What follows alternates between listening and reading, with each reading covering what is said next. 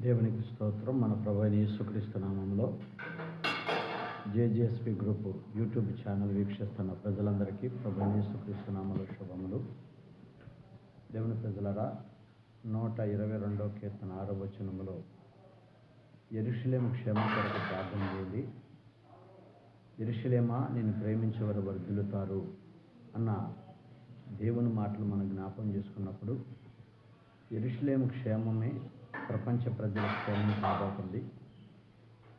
యెరూషలేమును దేవుడు ప్రేమించాడు, యెరూషలేములో నివసించే ప్రజలను దేవుడు ప్రేమించాడు.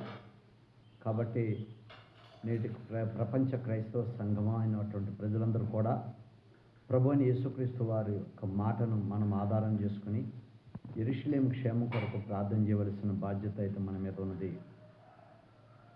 అనగా ఆ యెరూషలేమును దేవుడు కోరుకున్నాడు, దేవుడు ఆయన దాన్ని ప్రతిష్ఠించాడు, దానిలో ఆయన నివాసం చేయటానికి ఇష్టపడ్డాడు. మానవ జాతి రక్షణ అంతా కూడా యెరూషలేము నుంచే ప్రారంభించబడింది. ఆయన జననము చూడగా యెరూషలేములో ఉంది, అలాగే ఆయన పుట్టుక కూడా యెరూషలేములో ఉంది, ఆయన మరణము కూడా యెరూషలేములో ఉంది. ప్రపంచ ప్రజలందరూ గుర్తించి యెరూషలేము క్షేమం కోసం ప్రార్థన చేయవలసిన బాధ్యత ప్రజలైన మనందరి మీద ఉంది. దేవుని ప్రజలరా, సేవకులు, విశ్వాసులు అందరూ కలిసి యెరూషలేము క్షేమం కోసం ప్రార్థన చేద్దాం. ఆ క్షేమమే మనందరికీ క్షేమంగా మారబోతుందనే సంగతి మనం గుర్తుంచుకోవాలి.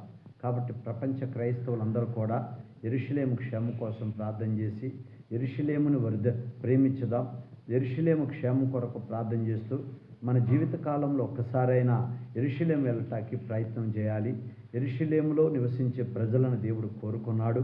వాళ్ళకి దేవుడు వాళ్ళని దయ చూపించి వారి ఎడల మనకి కనికరం చూపించేటట్టు చేసి వారికి రక్షణ ముసుగు వేయబడి వారి అవిశ్వాసాన్ని బట్టి మనకి దేవుడు గొప్ప రక్షణ కలగజేసుకుంటూ వచ్చారు. కనుక దేవుని ప్రజలారా, ప్రభువుని యందు విశ్వాసం ఉంచిన యేసు రక్తంలో కడగబడిన సమస్త ప్రజలారా, యెరూషలేము క్షేమం కోసం ప్రార్థన చేద్దాం. యెరూషలేముని మనము ప్రేమిద్దాం. యెరూషలేము ప్రాంతాన్ని నివసించే దేవుని యొక్క మాట విందాం, ఆయనకు లోబడదాం, ఆయన ఆజ్ఞ పాటిద్దాం, ఆయన చిత్తాన్ని నెరవేర్చుదాం.